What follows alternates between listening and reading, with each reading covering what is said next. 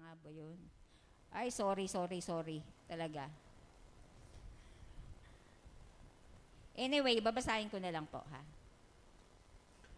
Ito, follow ko na lang po yung ano. Ang sabi po niya dito, command those who are rich in this present world not to be arrogant. Grabe, ang laki. Not to be arrogant nor to put their hope in wealth, which is so uncertain, but to put their hope in God, who richly provides us with everything for our enjoyment. Command them to do good, to be rich in good deeds, and to be generous and willing to share. In this way, they will lay up treasure for themselves as firm foundation for the coming age, so that they may take hold of the life that is truly life. So, purihin po ang pagkabasa ng Panginoon. Yan, 1 Timothy 6:17 to 19 po yan. So, 1 Timothy 6:17 to 19. So, ini-encourage po tayo ng Panginoon na, di ba parang pagka sinabing good deeds kasi parang questionable po sa atin sa mga Kristiyano na sabi, we are not encouraging Christians na gumawa sa gawa lang. But then, dito po, ini-encourage po tayo na isipin po natin yung gagawin po natin sa ating pagbibigay ng ating handog at ika po is magagamit po yan for the expansion ng ating ministry. Kasi kailangan po natin ng pondo, kailangan po natin ng financial na support, even kung luluubin po ng Panginoon na magkaroon tayo ng missionary, diba? Magkaroon po tayo ng daughter churches, kagaya ng Sampaloc Bible Church, may mga sinusuportahan po sila doon.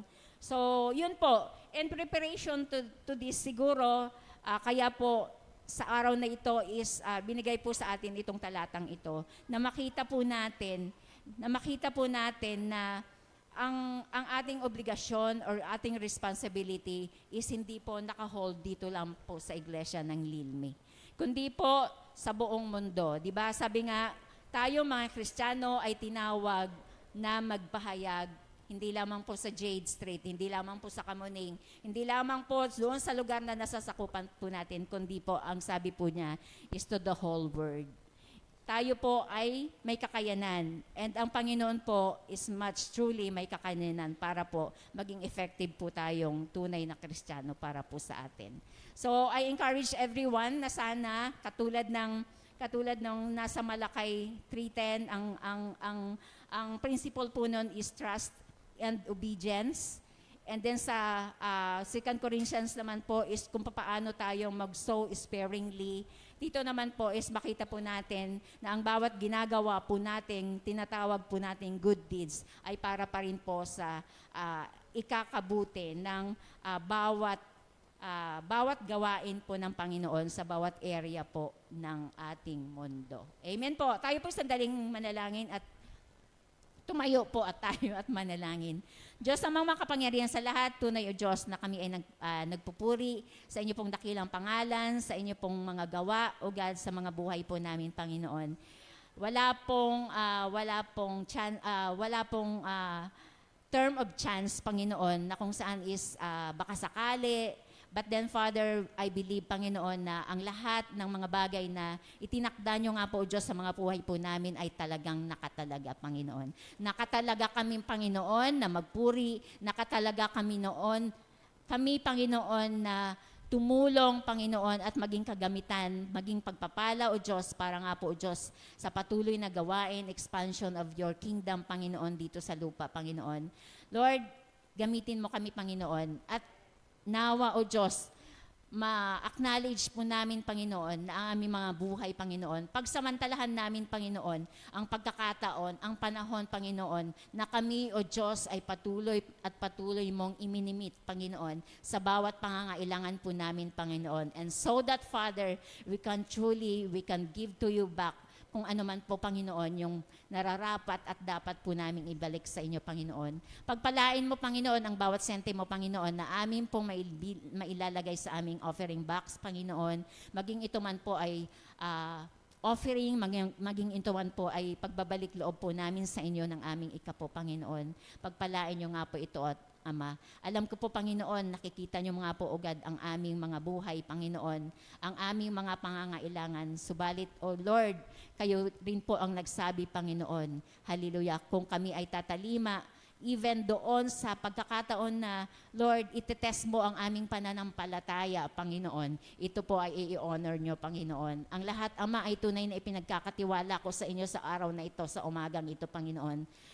Bawat sentimo, Panginoon, maging ito man ay coins, maging ito man po, Panginoon, ay in terms of papel na pera, Panginoon. Lord, ang lahat ng ito ay mahalaga sa inyo, Panginoon, at tunay na inyo pong pinagpapala, Panginoon. Patuloy mong pagpalain, O Diyos, ang bawat isa, bawat individual, Panginoon. Patuloy na pagpalain mo ang bawat pamilya na nakapaloob sa Living in Light Ministry. At higit sa lahat, Panginoon, patuloy na pagpalain mo ang gawain ng aming iglesia, Panginoon, at tunay na maging kagamitan para nga po, Diyos, sakop, Panginoon, doon sa mga tao, O Lord, hallelujah, na inyo pong inahahanda, Panginoon, ang kanila pong mga buhay upang makasama po namin, magpuri at manampalataya sa inyo pong dakilang pangalan, Panginoon. Maraming salamat, Panginoon, sa pagkakataon na piniprepare nyo nga po kami, Panginoon, sa lahat ng gawain, Panginoon, na makakapagbigay ng kulugaran sa inyo pong dakilang harapan at sa inyo pong dakilang gawain, Panginoon. Maraming salamat, Ama, sa inyo pong kapurihan at kalulatian sa matamis na pangalan ng aming Hesukristo Jesus. Amen at amen.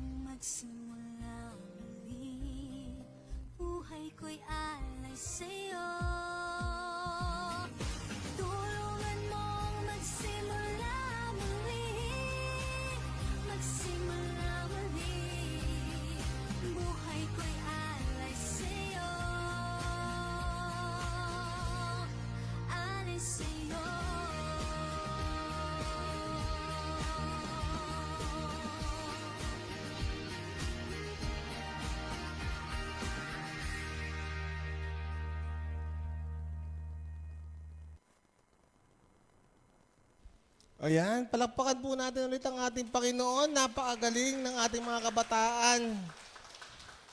Ayan. Namiss ko tuloy bigla si Ian. Si Ian pag andyan, sasayaw yun, sure ball. Kasi kagabi sa court, pinasayaw siya ng Totoy Bibo. Sayaw siya ng sayaw eh. Ayan, amen.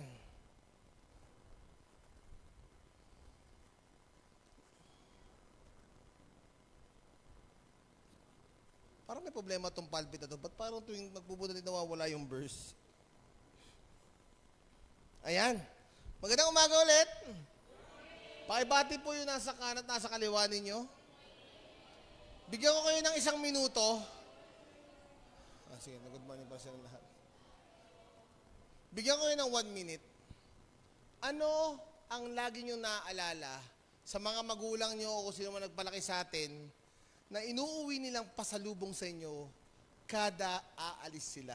Kung nag-ibang bansa sila, anong pasalubong yung hindi mo malilimutang binigay nila? Kung nag-opisina, ano yung pasalubong na binibigay nila sa inyo? 1 minuto, pa-sounds Kuya Andre. Kung sabi mo, nasa tabi mo lang, yun nasa tabi nyo, pag-usapan nyo lang.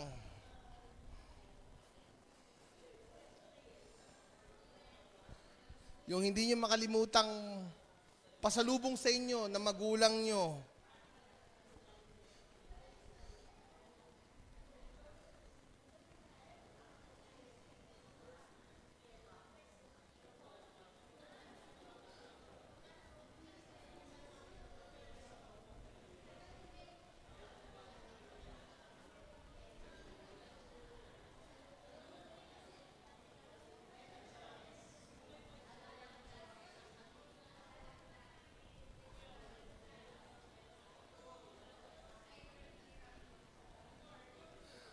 O, pag hindi nyo kakilala yung katabi nyo, tanongin nyo yung pangalan, baka mamaya nagkikwentuhan kayo, di kayo magkakilala.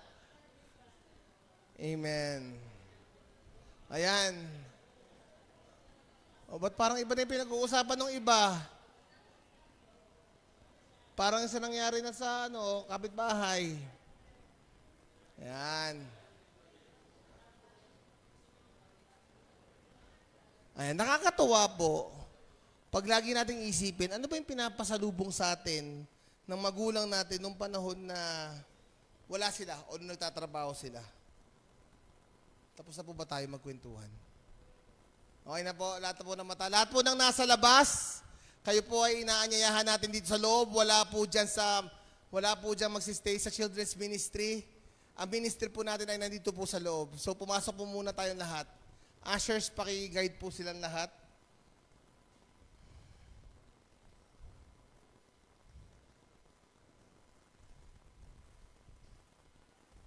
Dahil ang pag-uusapan po natin mga kapatid, ay isang importanteng bagay na minsan nakakalimutan nating pag-usapan. But this is one truth na mangyayari po sa lahat ng buhay natin, sa lahat ng mananampalataya at sa lahat ng hindi mananampalataya. Noong unang panahon mga kapatid, noong unang panahon, naalala nyo nung sinakop tayo ng mga Hapon? Siyempre, wala pa tayo noon. Pero ang lola ko noon, ng time na yun, kakwarto kasi ang lola ko, lagi yung sinasabi sa akin, nung panahon ng Hapon, meron silang nakahukay sa lupa, tapos tinatabunan lang yun ng kawayan para hindi sila makita. So pag parating ng Hapon, kailangan nilang pumunta doon. Kasi ang lola ko noon, kung hindi nyo pumano, sobrang puti. Huwag nyo na po akong tignan, lola ko po yun. Sobrang puti po ng lola ko, as in sobrang puti. To the point na ang nunan niya, ay color red. Alam ni Joanne yun, di ba? Color red yung mga nunal ni Dada. Mga kulay pula. Sobrang puti niya. Wala pong guluta pa nung panahon na yun. Pero sabi ko, ano panahon na Hapon, di ba nakaranas talaga tayo na sobrang grabe? Nandiyan yung mga comfort ladies, di ba? Yung mga comfort case, yung Markova. Marami pong naghirap nung panahon ng Hapon. Pero nung namatay si Douglas MacArthur, kaya si Douglas MacArthur, General Douglas MacArthur. Isa po siyang iconic na tao sa Pilipinas na hindi Pilipino. Diba? Ano sinabi ni Douglas MacArthur? I shall return. Diba? Nandun siya, papasok siya, papalista siya, I shall return. Kasi pinauwi siya ng presidente noon, si Franklin D. Roosevelt, sa koridor, dahil sa matinding pagsakop ng Hapon. Pero sa mga Pilipino, yung word na I shall return ay isang bagay na pinanghawakan natin. At nagkaroon tayo ng pag-asa na babalik siya at tutulungan niya tayo. Tama? Kaya nung bumalik siya, nawala ang pagsakop ng Hapon, di ba? Parang ang pumalit naman nun is yung mga Amerikano. Pero nevertheless, sabi nga natin, napaalis ang mga Hapon. Pero makita natin yung word na, I shall return. Napakaganda. Pag-uusapan natin ngayon mga kapatid, is tungkol po sa pag-ibig po ng ating Panginoon sa pagbabalik ng ating Panginoong Hesukristo. Sino nakakalam ng second coming? Sino nakakalam anong mangyayari sa second coming? Marami pong kuro-kuro, marami lumalabas ng mga balita, marami lumalabas ng mga reels about that. Pero gusto natin makita dito sa pagbabalik ng Panginoon is hindi po dapat tayo matakot. Kundi sa pagbabalik ng Panginoon, magkaroon tayo ng pag-asa. Amen? Lahat po tayo tumayo. Buksan po natin ang ating mga Biblia. Sa John chapter 14, verses 1 to 4. Pag-ibig sa pagbabalik ni Jesus. 1, 2, 3, go!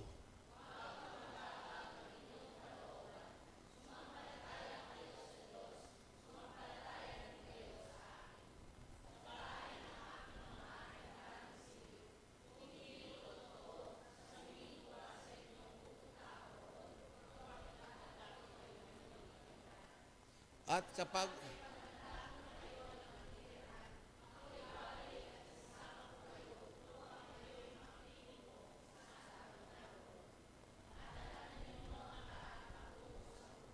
Panginoon, maraming salamat. Lord, ngayong oras na to, I cast out the spirit of Satan. Lord, I cast out the spirit of distraction. In Jesus' name. At Lord, matutunan namin sabay-sabay. Lord, sa araw ng pagbabalik mo, ito po ay para po sa amin at para ipakita na kami mahal mo. Sa iyo, O Diyos, ang pinakamataas na papuri, pasalamat, pagsamba. Sa pangalan ni Jesus, amen at amen. Palakpakan natin ang ating Panginoon.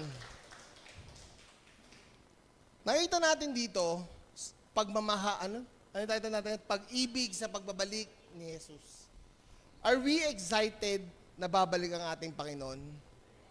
Di ba? Hindi lahat makasagot. Bakit kaya? Dahil, pag bumalik ang Panginoon, maiiwanan ko na yung kotse ko, maiiwanan ko yung bahay ko. Kaya nga lagi natin sinasabi, those material things are all temporary. Kasi darating ang pagkakataon, mga kapatid, hindi mo kakailanganin yan. And no peso, no car, nor house na pwedeng makapagligtas sa inyo. Hindi po yan katulad ng mga tiwaling politiko. Na sa halagang gantong presyo, pumapayag sila. Pero ang Panginoon, sa paninindigan niya, makinig po kayo mga kapatid, hindi kayo maililigtas ng kahit anong meron kayo. Tanging ang Panginoon lang. Uulitin ko, tanging ang Panginoong Jesus lang ang makakapagligtas sa atin. Amen. Pero tingnan natin, sa pagbabalik ni Jesus, ang pagbabalik ni Jesus ay isang pangako ng pagmamahal. Amen? Pangako yan ng pagmamahal. Kasi, number one, alam ng Diyos. Alam ng Diyos ang pinagdadaanan mo. Alam ng Diyos ang nararamdaman mo. Alam ng Diyos ang laman ng pitaka mo. Alam ng Diyos kung anong kinalalagyan ng pamilya mo ngayon. Kilala ka ng Diyos. Kaya makikita mong pagmamahal siya. Kasi una pa lang, sinabi niya, huwag mabagabag ang iyong kalooban. Ito po ay bago po ito pong talatang ito, nung sa verse 13, ito po yung Last Supper. Sinabi na po niya yung tatay doon rin siya ni Judas, ipagkakanulo siya i-deny siya ni Peter. Diba? Ito na yung ano na yun eh. Kaya nung time na yun, naramdaman niya yung mga apostoles, medyo, Lord, palis ka, saan ka pupunta? Kinakabahan kami. Ano, di ba pag nawala ang leader nyo sa grupo? Di ba, for example, yung sumasayaw kanina, for example, leader na si Ate Teya, nawala si Ate Teya, parang ang hirap na Wala mamumuno sa amin. Alam ng Diyos. Kaya sinabi niya, huwag kang mabagabag. Sabi mo sa katabi mo, huwag kang mabagabag. Hindi joke yun mga kapatid, kaya huwag niyong tawanan. Hindi po yan joke ha. Huwag niyo pong tawanan kasi hindi po joke yung sinabi ng Lord na huwag kang mabagabag. Totoo po yun. Kasi kung pinagtatawanan mo siya, sabi huwag kang mabagabag, baliwala lang yun. Pag sinabi sa'yo, huwag kang mabagabag, sinabi ng Lord, totoo yun. Hindi po yung kailangan pagtawanan. Kahit mabulbagagabagag. Hindi po, kahit ganun sabihin yun, pag sinabi ng Lord, huwag kang mabagabag, totoo yun. Kaya minsan tayo, we are auto, lumayo sa Diyos kasi nababagabag tayo. Lord, anong kakainin ko bukas? Lord, yung anak ko nasa ICU. Lord, yung anak ko, yung gamot niya, 14,000 kada 7 araw. Kung mababagabag at mababagabag lang din ako, paano pa ako babalik sa Diyos? Mawawala yung focus ko sa Diyos, pero mapupunta ang focus ko sa problema ko. Kaya sinabi ng Diyos, na sign ng pagmamahal, huwag kang mabagabag. Ano sinabi niya sa Psalms 139, verses 1 to 4? Ako'y iyong sinisiyasat, batid mo ang aking buhay. Ang lahat kong lihim, Yahweh, ay tiyak mong nalalaman. Ang lahat ng gawain ko sa iyo ay hindi lingid. Kahit ikaw ay malayo, batid mo ang aking iniisip. Ako ay nakikita, gumagawa o hindi man. Ang lahat ng gawain ko'y pawang iyong nalalaman. Di pa ako umiimik yaong aking sasabihin. Alam mo na lahat ng iyon, lahat ay di ko malilihim. Bago pa lang sambitin yung prayer, kapatid, alam na ng Diyos ang panalangin mo. Pero ba't mo kami pinapag-pray? It is a sign that you entrust to God all the things that you want to do, Him to do to you. Kaya mo kailangan sambitin. Sinabi na Panginoon, huwag ka mabagabag, manalangin ka. Di ba in-encourage niya nga yung mga apostoles, kaya nyo ba kahit 1 oras man lang? For the spirit is willing, but the flesh is weak. Napapansin niyo ba mga kapatid? Pag nasa bahay kayo, parang hirap mag-pray. Tanungin ko, saan mas madali mag-pray? Sa church o sa bahay? Mas madali sa church. Di ba? Kasi sa bahay, meron ng, alam niyo parang may ibang factor na bumubulong huwag ka mag-pray. Masarap yung higaan mo, malambot yung unan mo, malamig yung aircon mo. Di ba? Ang hirap mag-pray. Nakakapag-praise and worship ba tayo sa bahay? Minsan yes, minsan no. Di ba? Ang hirap. Kasi lahat ng workload mo, nasa bahay nyo. Lahat ng kapahingahan mo, nandito sa church. Why not, yung sa workload mo, isama mo ang ano ng Lord. Di ba, habang nagtatrabaho ka, papuri sa'yo, Panginoon. Dakila ka, O Diyos. Kaya minsan sa bahay, parang napakabigat. Kasi nandun ang anger, nandun ang guilt, nandun ang envy, nandun lahat. Bakit hindi natin ialay lahat sa Lord? Kaya sinabi ng Lord, huwag ka mabagabag. Kung problema mo, gamot mo. Kung problema mo, pagkain mo, huwag ka mabagabag. Amen? Kaya sinabi ng Diyos, huwag tayong mabagabag sapagkat alam niya ang lahat ng nangyayari sa atin, maganda man o pangit. Alam niya yan. Amen? Kaya sinabi niya sa mga apostoles niya, huwag kayong mabagabag. Wala tayong maitatago sa ating Panginoon.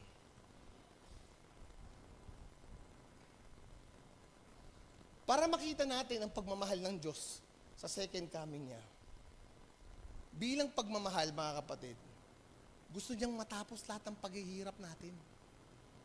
Gusto niyang matapos lahat ng mga worries natin. Pag dumating ang ating Panginoon, kinuha niya tayo sa sangkalangitan, tapos ang problema natin. Gusto matapos ng Lord yan? Akala niyo ba, masaya ang Lord na nakikita tayong ganito? Nakikita ko si Renzo. Ay, si Renzo, honor, nga pala promise ko, di ba? Palakpakan natin si Renzo, isang honor student natin, graduate. Sabi ko sa'yo, lumamarcha ka, di ba? Tenenet. Di ba? Pero glory sa Diyos. Ay, di ba? Makita natin mga kapatid na gusto rin matapos ng Lord yung problema natin.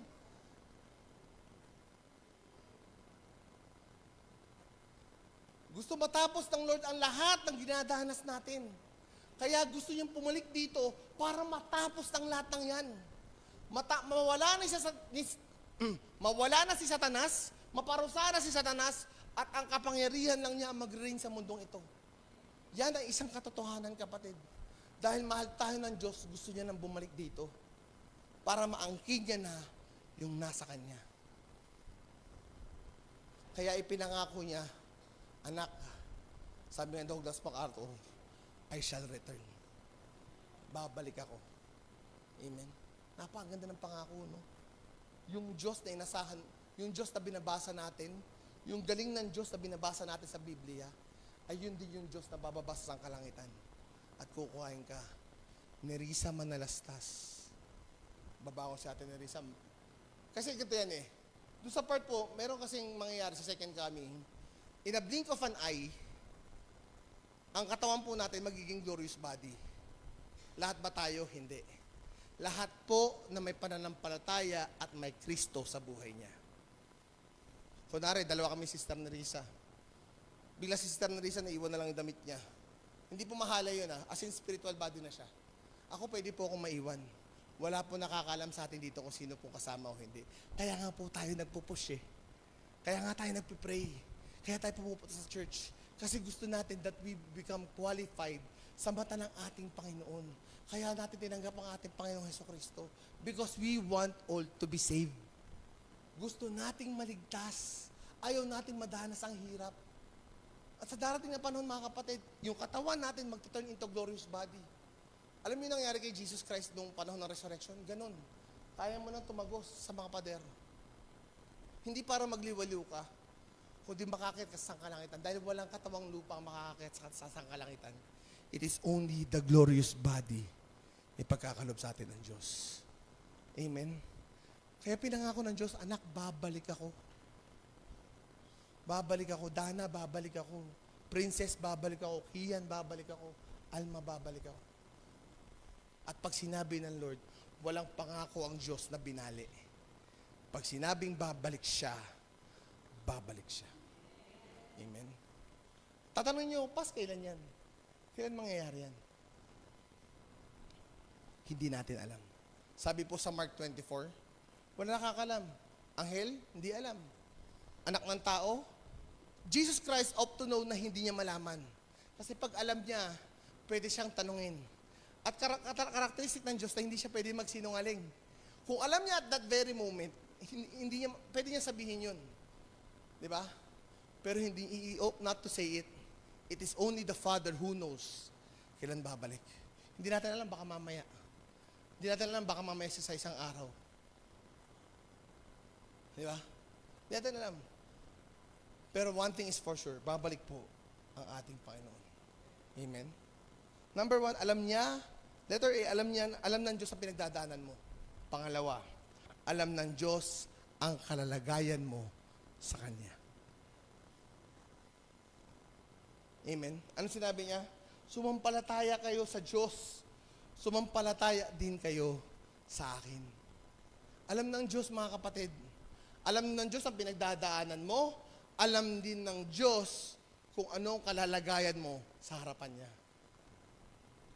Ang pananampalataya, sa katulad po na sinabi ko dati, ang pananampalataya natin, mga kapatid, ay hindi nakabase sa panahon na meron ka o sa panahon na nasa iyo lahat. Pero ang pananampalataya natin ay nakikita sa panahon na wala ka na o wala nang taong kasama ka.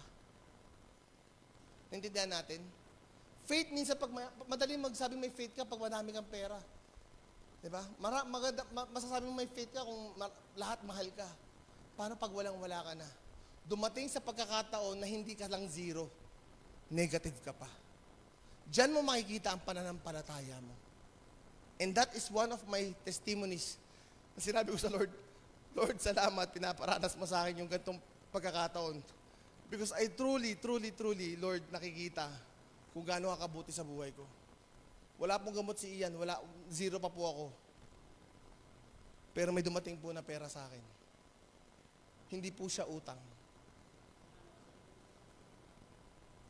Hindi po siya utang. May pera pong pumasok sa akin.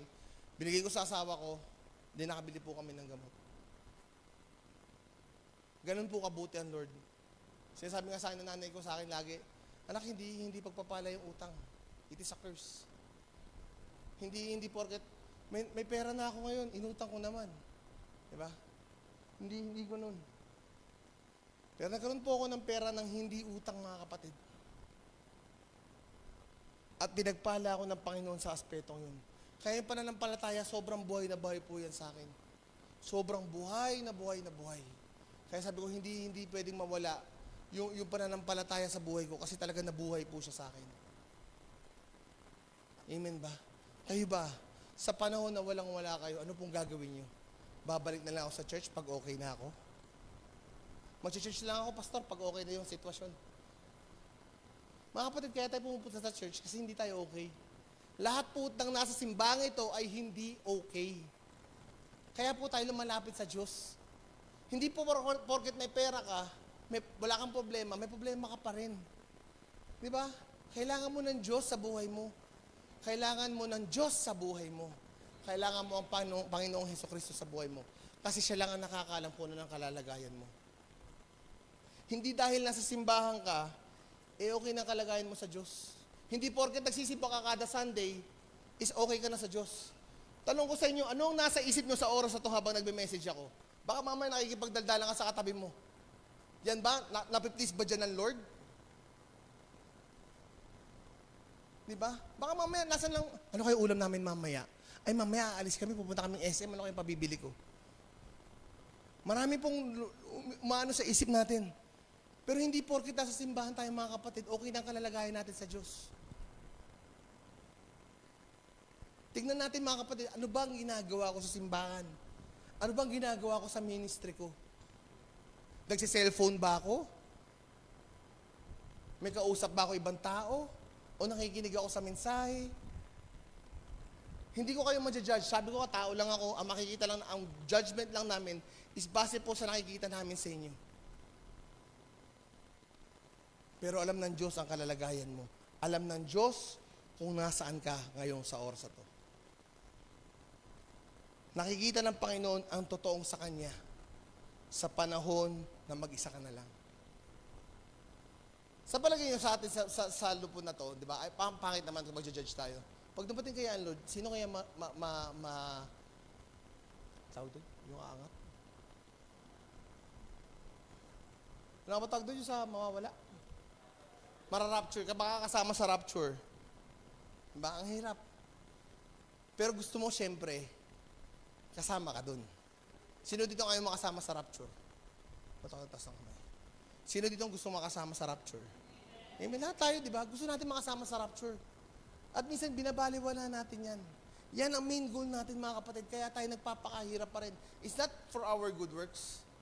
It's not for us, it's not our good works para makarating sa langit, but yung faith natin sa ating Panginoon at kalalagayan natin sa ating Panginoon. Yung good works, mga kapatid, ay bunga lang yan dahil saved ka na. Mapapatunayan mo, saved ka na dahil good na yung ginagawa mo. Amen. Hindi pwede mo sabihin, saved ka na at may Jesus Christ ka na sa buhay mo. Pero ang buhay mo sa labas, taliwas pa din. Nagkakaintindihan tayo. Yung gusto sabihin ni ng Andrea kanina eh. You are doing good not for you to be saved, but you are doing good because you are saved. Amen? Yun yung patunay mo eh. Binago na ako ng Diyos. Hindi ka gagawa hindi yung gagawa ka lang ng kabutihan dahil gusto mo maligtas, hindi. Hindi po ganun. Kaya po kaya sabi ng ating Panginoon, gusto niya tayong sumampalataya sa Kanya. Lahat ng gagawin natin, nakasampalataya sa ating Panginoon. Sa pagkanta natin, sa pagsayaw natin, sa pagpunta natin sa church, sa pagkain natin, let it be all for the glory of God. Nasa Bible po yan. Let it all for the glory of God. Hindi let it all be the glory of living in light. Living in light is just a church na sinasambahan natin pare-parehas. But Jesus Christ is God na kaya po magsalba sa atin. Hindi po tayo maliligtas ng church. Maliligtas po tayo ng ating Panginoon. So definitely, ang kalalagayan natin sa Panginoon ay importante kesa sa pangangailangan. Hindi ko sinasabing hindi importante yung pangangailangan natin. Pero mas tignan natin, bigyan natin pagpapahalaga. Ano ba yung kalalagayan ko sa Diyos? Gumagawa ba ako ng mali para sa kalalagayan ko? Amen? Kaya makikita natin dito, mahal tayo ng Diyos. Kasi binibigyan niya tayo ng gagawin. Ito yung gagawin nyo, ito yung kailangan nyong gawin. At isa pang patunay, kung kayo ba, for example, Sister Divine, pupunta kami lahat sa inyo. Sinong maghahanda ng bahay nyo? Ibang tao? Sino? Ikaw, di ba? Ikaw, Sister Narisa, pupunta kami. Sa inyo, makikikain. Sino maghahanda sa bahay nyo? Ikaw. Di ba ano sinabi ng ating Panginoon? At taga dun siya eh. Di ba sabi niya, sa verse 2, sa bahay ng aking ama ay maraming silid. Kung hindi ito totoo, sasabihin ko sa inyo, pupunta ko roon at ipaghahanda ko kayo ng matitirhan. Take note, ano napansin nyo? Si Jesus Christ mismo, ang ating Panginoon, ang maghahanda ng lugar para kanino? Para sa atin. It is a sign that God really loves us. Sige po, salamat sa Panginoon. It is a sign that God really loves us. Why? Kasi nakikita natin na ang ating Panginoon yung maghahanda primarily for us. Diba? Gusto niya tayong makasama, gusto niya tayo. Kasi pag nandun ka, yung pag pumunta sila dito, aayawin na lang umuwi. Hindi na gugustuhin umuwi. Diba? Ganun tayo paghahanda ng Diyos. Ganun tayo paghahanda ng ating Panginoon. Kaya alam ng Diyos ang kalalagayan mo. Ikaw ba, alam mo ang kalalagayan mo sa Diyos? Pag tinanong ka mamaya na siya, group leader mo, ikaw ba sorry Renzo, ikaw nasa mata ko. Ikaw ba Renzo, alam ba yung kalalagayan mo sa oras na to? Noong mga nakarang araw, nasa ka ba? Nag-small group ka ba? Tatanungin ka, hindi po, nag-ayos po ako kasi may bisita si Mami. Diba? Ikaw ba, Andrea, kamusta ka nung past week? Diba? Ikaw ba, okay ba yung ginawa mo last week? Maski po sa amin, ikaw ba, Pastora Baby, ikaw ba, Pastor Mark, ikaw ba, Pastor Franz, kamusta ka? Hindi po, orkat pastor po kami, exempted na kami. Hindi po to ticket para po makapunta sa langit. Hindi po. Lahat po ng pagdadaanan nyo, pagdadaanan din po namin yan. At kung paano kayo susukatin ng Lord, ganun din po kami susukatin ng Lord. Doble, yes. Doble, kasi kami po, nakaatang sa amin, ang lahat po ng tinuturuan po namin. Lahat ng pinagsisilbihan namin. Amen? Kaya gusto nyo pa rin maging pastor, huwag po kayong matakot. Amen? Ang pagbabalik po ng Panginoon ay pangako po bilang isang pagmamahal ng Diyos. Amen? Amen ba? Sabi mo, ang pagbabalik ng Diyos ay pagmamahal niya. Pangalawa, ang pangako ng matuwid na si Jesus bilang Diyos. Ang pagbabalik po, ang sabi po natin, ang pagbabalik ni Jesus ay isang pangako ng matuwid na Diyos. Makikita natin dito, siya yung maghahanda, di ba? Sinabi na natin, siya yung maghahanda sa atin. Siya yung maghahanda ng lulugaran natin. Sino pa ba yung Diyos na makakarapasok sa langit, kundi ang Diyos lang? Sino makakagalaw sa sarili niyang bahay? Siyempre yung may-ari lang. Hindi pwedeng, kung si Irish kila Sister Andrea, nang walang alam, baka sabihin nila, ay si Irish, ano yan? Magnanakaw yan. Tumitik-tik lang yan sa ref ni Sister, ay hindi sa ref pala, sa mga bagbag dyan. Di ba? Pumasok si Sister Alma. Ikaw, Sister Alma, paano pag pumasok sa hindi mo talaga lilinisan? Kaharap mo, krame. Di ba? Nasa harapan ka ng krame. Sakto ka na. Di ba? Hindi mo pwedeng linisan ang hindi mo lugar. Kaya doon pinapakita ng Diyos na tao siya. At pinapakita ng Diyos na mahalaga tayo sa Diyos. Bakit? Kasi personal touch. May personal touch ng Diyos natin yung gusto niya matuluyan natin. Ganun po kabuti ang ating Panginoon. Si Jesus ang maghahanda ng lugar natin sa langit. Si Jesus, mga kapatid.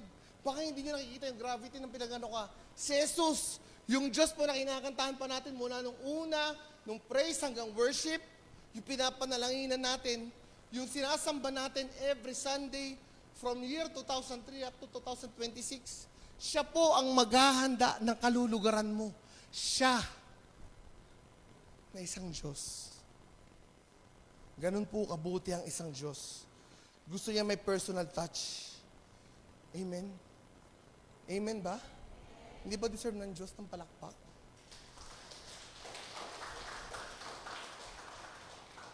Nakita niyo yung gravity na binigay ng Lord? Anak, ako ang maghahanda. Hindi ko iuutos sa anghel yan.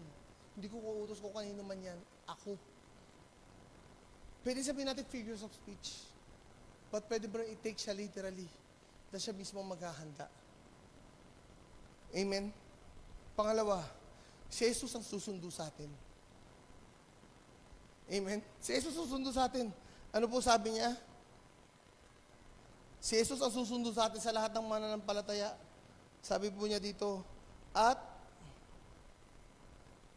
kung hindi totoo, sasabihin ko sa inyo, pupunta ako roon upang ipaghanda kayo sa inyong matitiran.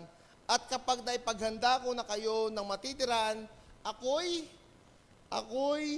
hindi ko mabasa. Ako'y babalik at isasama ko kayo. Bakit kailangan tayo sunduin ng Diyos? Alam niyo ba daan papuntang langit? Di ba hindi naman?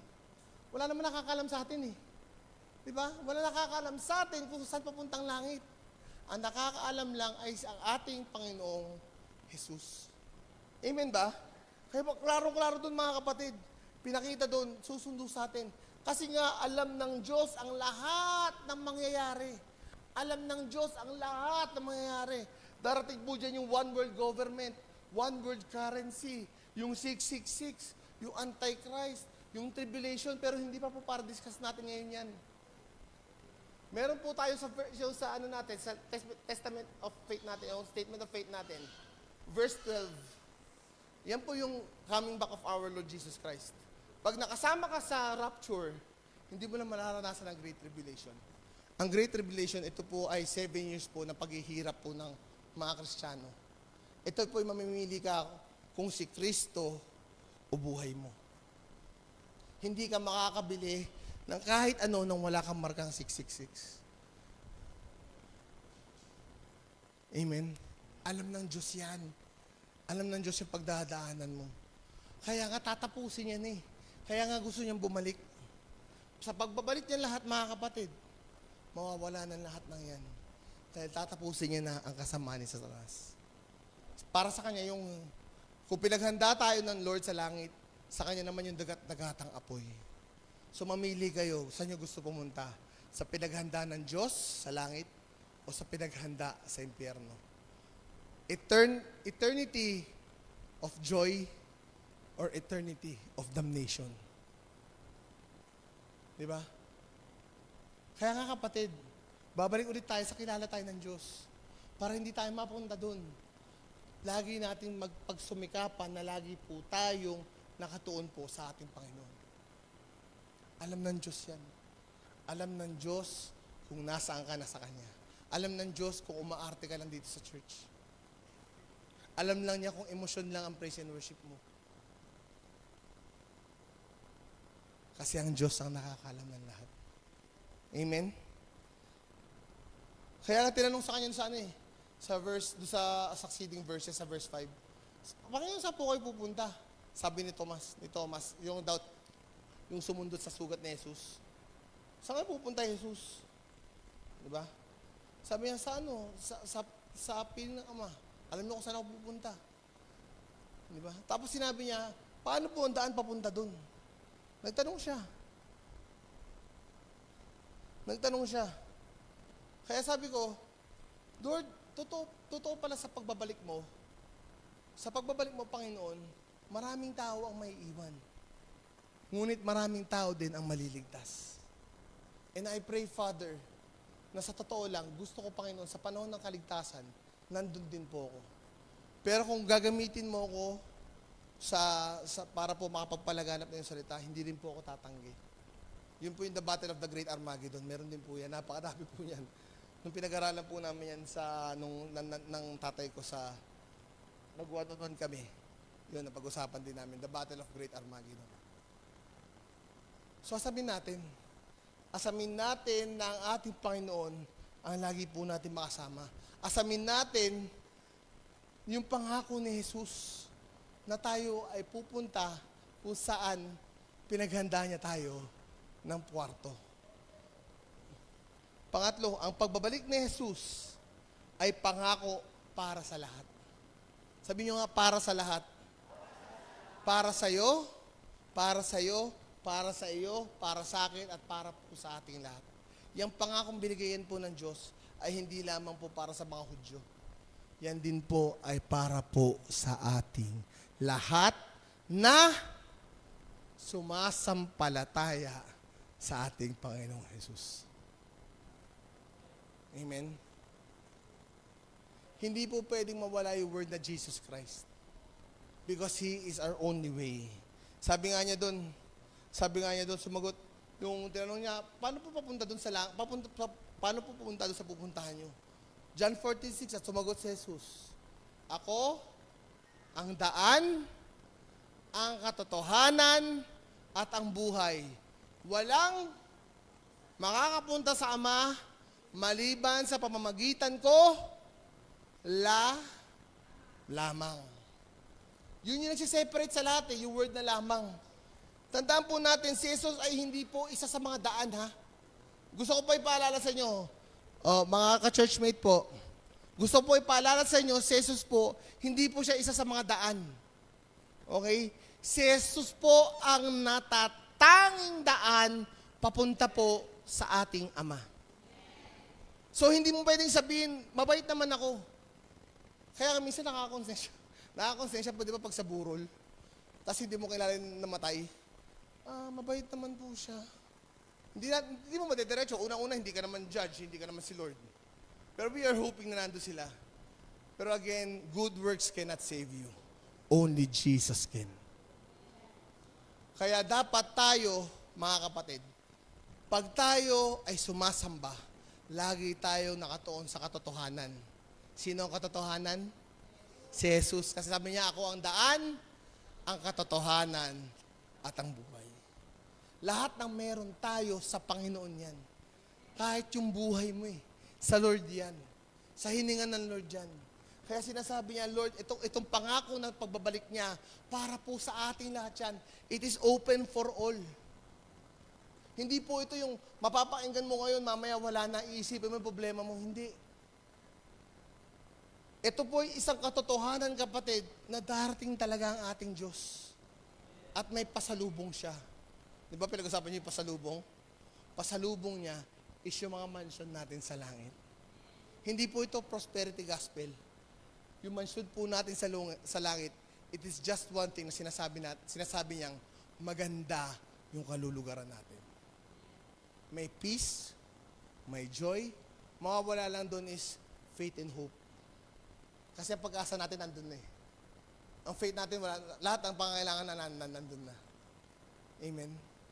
Nandun na lahat sa langit. And everything will all be good. Kaya dapat lagi tayong precise sa pagsasabi natin, sino ang daan mo papuntang langit? Wala nang iba. Si Jesus. Nakalagay po doon, nabasa ko sa Facebook na isang beses. Si Felix Manalo ay ang gumawa ng Iglesia ni Cristo. Ngayon, bla bla bla bla bla. So, ibig sabihin, si Felix Manalo,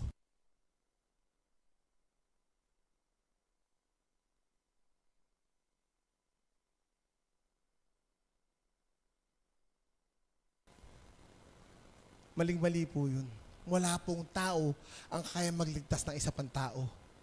Sabi nga ni Pastora Baby, si Jesus Christ ay 100% man and 100% God.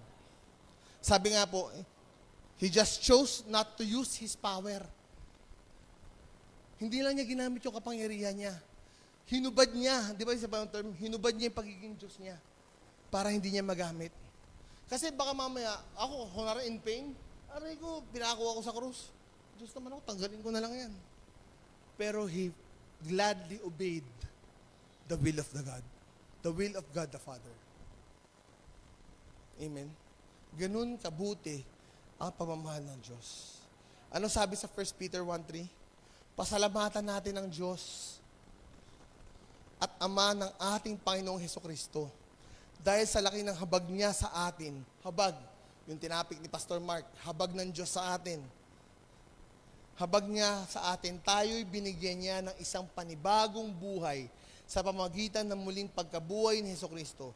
Ito ang nagbibigay sa atin ng isang buhay na pag-asa.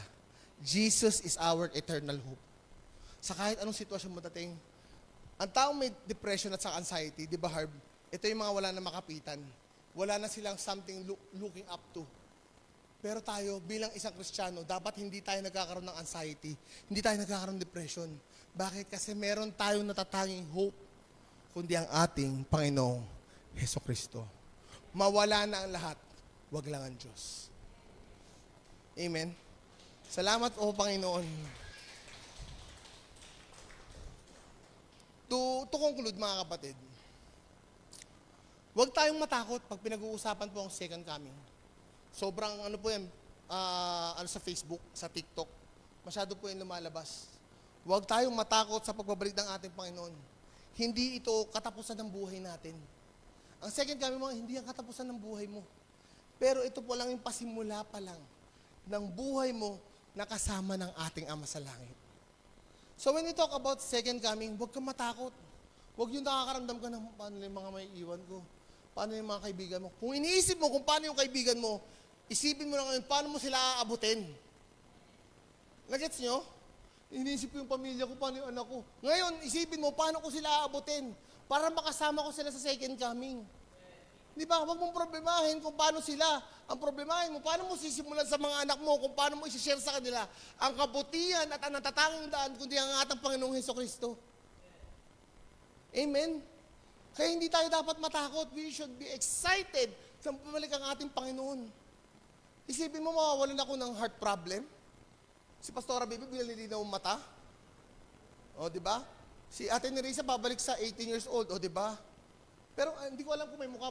Oh, may mukha, di ba? Kasi nakilala nga ni Jesus Christ si Abraham, eh. Di ba? Yun, mawawala tayo lahat ng problema natin. Ang daan daw sa langit, ginto.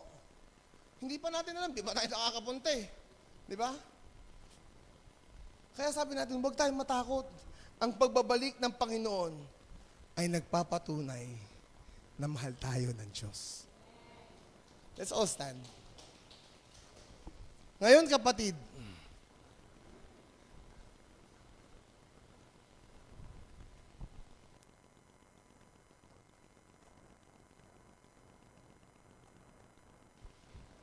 mga kapatid, napag-aralan natin ang second coming. Ito po hindi isang nakakatakot na bagay.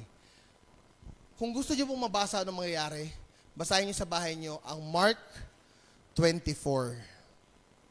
Oh, in-note niyo, Mark 24. Basahin ko kay Mark 24. Kasi po doon, marami lalabas na bula ang propeta, marami magsasabing Kristo. Pinag-iingat tayo ng ating Panginoon na huwag tayong mahulog. Amen. Let's all close our eyes. And this time, I challenge you. Tanungin mo yung sarili mo, nasa na ba ako sa harapan ng ating Panginoon?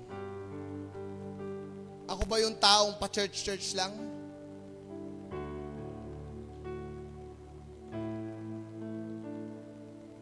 Ako ba yung taong Kristiyano lang pagkalinggo, Kristiyano lang sa church?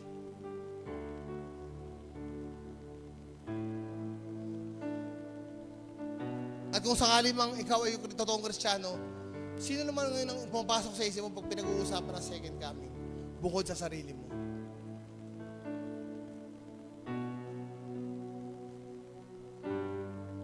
Lahat po tayo pumikit.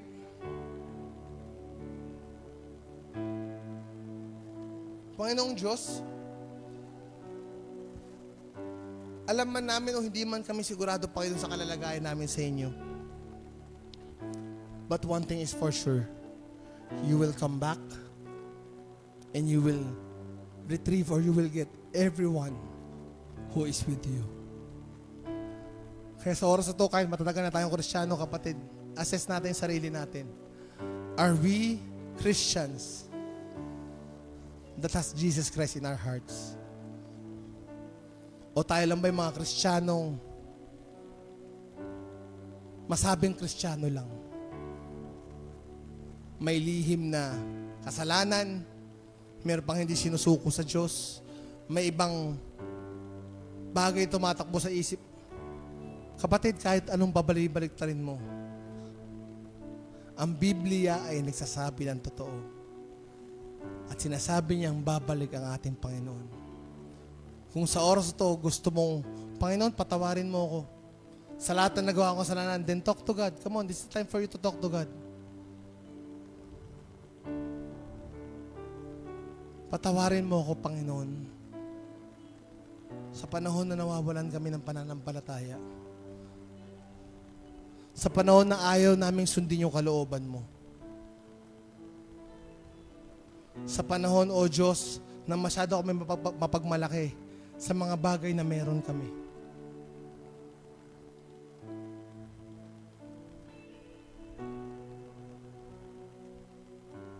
You don't pray for other people. You pray for yourself first. At gamitin mo kami, Panginoon, bilang instrumento mo at sila man ay makakilala. Madala namin dito. Because wala kami ibang sasabihin. Because you are the man. Jesus Christ is the man of this hour. He is the God whom we are serving. Huwag tayo maging loyal kung saan pa man. Maging loyal tayo sa ating Panginoon.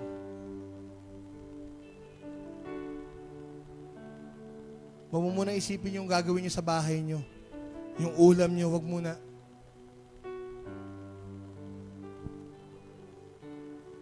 I-assess mo sarili mo, kapatid. Hindi natin alam kung kailan babalik ang Lord. Hindi natin alam. He's just like a thief in the night. Para po siya magnanakaw na hindi natin alam kung kailan po siya susugod. Kaya Panginoon, patawarin mo kami. Patawarin mo kami, O Diyos. At wala kami ibang ninanais, Panginoon, kundi ikaw ay maitaas at maihayag sa buhay namin. Let our salvation, Lord, magningning sa ibang tao sa pamamagitan ng good works namin. Makita ng tao na kami ay saved na kasi mabait kami. At sila man ay nanaising maging mabuting tao, O Diyos. Maraming salamat, Panginoon, sa umagang ito. Sa iyo, O Diyos, ang pinakamataas sa papuri, pinakamataas sa pagsamba. Sa pangalan ni Jesus, Amen at Amen.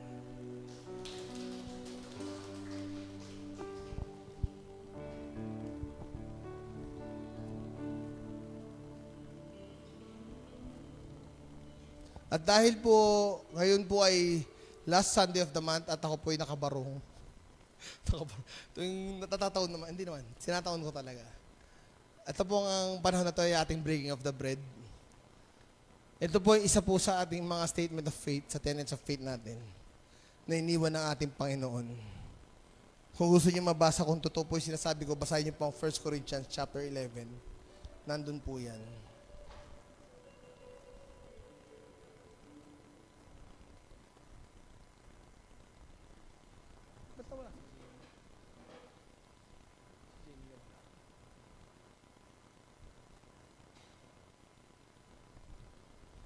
Siguro tayo po natin tumayo, tayo po manalangin. Panginoon Diyos, maraming salamat.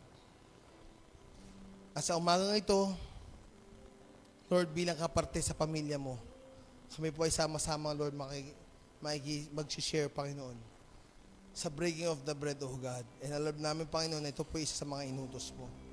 Kaya Lord, pagindapatin mo kami sa aming gagawin, Panginoon. Pagindapatin mo, Panginoon, na kami ay maniwala at manampalataya na ikaw ay namuhay, pinahirapan, namatay at pagkatapos ng 3 araw, ikaw ay nabuhay muli at ikaw ay babalik ng muli. Kaya Lord, sa oras na to, ikaw, Panginoon Diyos, ang mataas sa mga buhay namin. Sa iyo, Panginoon, ang pinamataas sa papuri, pasalamat, pagsamba. Sa pangalan ni Jesus. Amen at Amen. Ang tinapay ng buhay, kanin mo't makibahagi. Ito ang tinapay ng buhay, kanin mo't makiisa.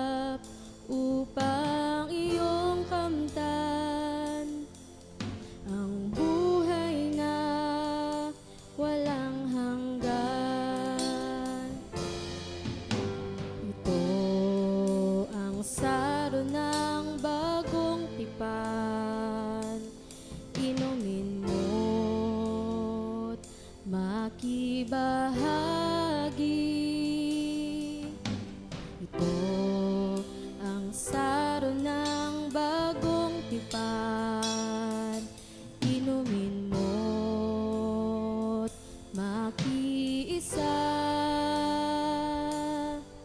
Yan ang dugong itinigis upang ikaw ay luminis. Yan ang dugo ni Kristo na para sa iyo doon sa Kalbaryo ay tumigis.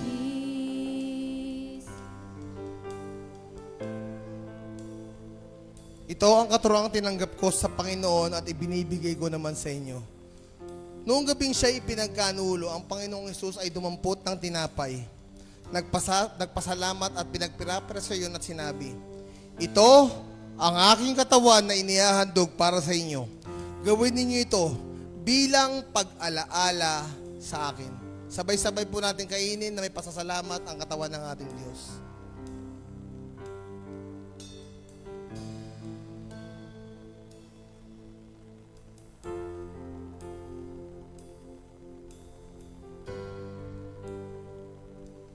Matapos maghapunan, lumambot din siya ng kopa at sinabi, "Ang kopang ito ay ang bagong tipan ng Diyos na pinagtitibay ng aking dugo. Tuwing iinumin niyo ito, gawin niyo bilang pag-alaala sa akin, sapagkat tuwing kakain kayo ng tinapay na ito at iinom sa kopang ito, ipinapayag ninyo ang kamatayan ng Panginoon hanggang sa kanyang muling pagparito." Sige po, sabay-sabay po tayo uminom. Panginoon Diyos, maraming salamat. And we are waiting for the greatest day of our life to see you once again, Panginoon. At kami, Panginoon, ay magpapakahanda para sa araw ng pagbabalik mo. Kami maisama mo sa lugar na prepare mo po sa amin. Maraming salamat, O Diyos. Sa iyo namin ibinibigay ang pinakamataas na papuri, pasalamat, pagsamba. Sa pangalan ni Jesus, Amen at Amen. Ito ang tinapay ng buhay. Ito ang saro ng bagong tipan. Yan ang katawang binayubay. Yan ang dugong itinigis. Ito ang aking patunay. Ako'y kasama niyang namatay. Ito ang aking ipahayag na magbabalik si Jesus na buhay, na magbabalik si Jesus na buhay.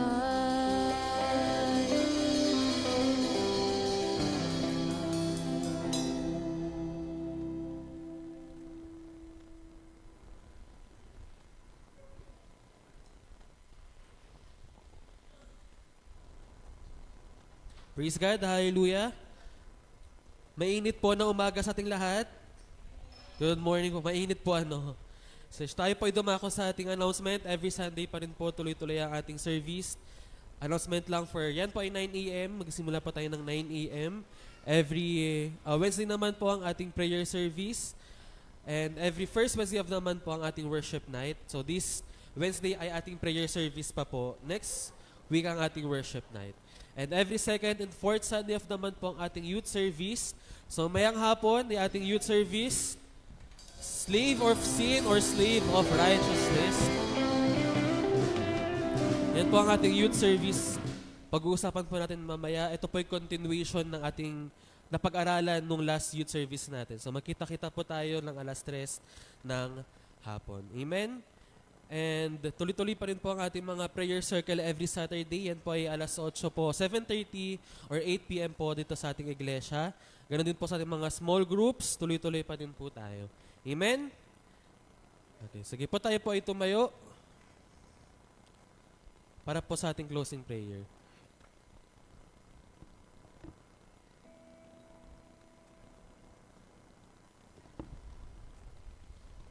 Let us pray. Ama namin nasa langit, patuloy ka naming pinupuri at pinapasalamatan, Panginoon. Salamat, Panginoon, sa iyong banal na salita naming narinig sa umagang ito, Lord God. Naway, Panginoon, hindi lamang kami hearers na inyong salita, kundi doers, Panginoon. At Lord God, parating mo yung ipaalala sa amin, Panginoon, na tapat ka sa iyong pangako na ikaw'y babalik at isasama kami sa iyong kaharian. Naway, Lord God, sa iyong pagbabalik ay handa kami, Panginoon, na lumapit sa inyo, Panginoon, Lord God. Tulungan niyo kami, Panginoon, Lord, na sa araw-araw na aming pamumuhay, patuloy kaming lumalapit sa iyo at ikaw lamang ang aming tatawagin. Ikaw lamang ang parati naming papurihan. Salamat, Panginoon, sa patuloy niyo po, Lord God, na pagbibigay sa amin ng aming mga pangangailangan at gabayan niyo po kami sa araw na ito, Lord God, at sa buong linggo at kami dadalhin niyo po at kami dito, Panginoon, sa araw ng Wednesday at sa susunod na linggo, Panginoon. Samahan niyo po kami, Panginoon, sa aming pag-uwi, sa aming samantalang paghiwalay, Panginoon, Lord God. Gabayan niyo po kami, Panginoon. Thank you so much, Lord God, for your faithfulness and for your goodness in our life. All thanksgiving, adoration belongs to you alone. In Jesus' name we pray. Amen.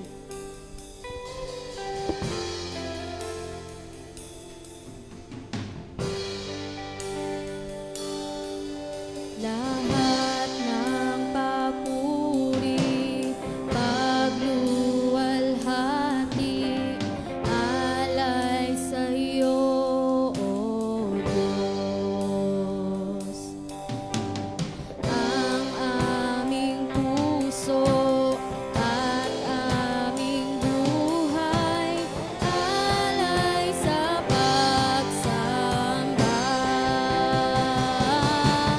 Lahat ng papuri, pagluwalhati, alay sa iyo, O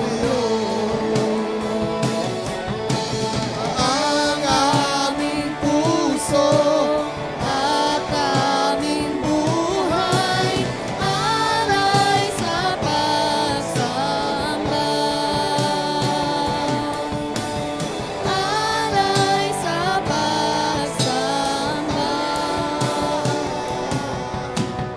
Alay sa pagsamba. Idinadalain kong palakasin niya ang iyong buhay espiritual ayon sa kanyang kayamanan at kadakilaan sa pamamagitan ng kanyang espiritu. Naway manatili si Kristo sa iyong mga puso sa pamamagitan ng inyong pananalig sa Kanya. Dalangin ko ng lahat ng inyong gawain ay naguugat sa pag-ibig upang lubusang maunawaan ninyo kasama ng mga hinirang ng Diyos kung gaano kalawak, gaano kahaba, gaano kataas at gaano kalalim ang kanyang pag-ibig. At naway malaman ninyo ang buong pag-ibig ni Kristo na hindi kayang abutin ng pag-iisip upang kayo mapuspos ng kapuspusan ng Diyos. Sa Kanya, na makagagawa ng higit kaysa maaari nating hilingin at isipin sa pamamagitan ng Kanyang kapangyarihang naghahari sa atin. Sa Kanya ang kaluwalhatian, sa pamamagitan ng Iglesia at ni Kristo Jesus, magpakailanman, sa ngalan ng Diyos Ama, sa ngalan ng Diyos Anak, sa ngalan ng Diyos Espiritu Santo. Amen at amen. Hallelujah. Salamat, Panginoon.